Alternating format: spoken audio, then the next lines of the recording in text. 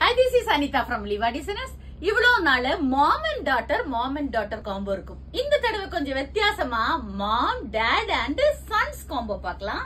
So அவங்க கொடுத்த மெட்டீரியலை நம்ம பண்ணினது. இது வந்து அவங்க அம்மாக்கு சுடிதார். இது எல்லாமே மெட்டீரியல் அவங்க கொடுத்திருக்காங்க.